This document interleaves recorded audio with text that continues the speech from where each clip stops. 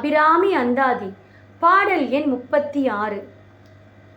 பொருளே பொருள் முடிக்கும் போகமே அரும்போகம் செய்யும் மருளே மருளில் வரும் தெருளே என் மனத்து வஞ்சத்து இருளேதின்றி ஒளிவெளியாகி இருக்கும் உந்தன் அருளேது அறிகின்றிலேன் அம்புயாதனத்து அம்பிகையே.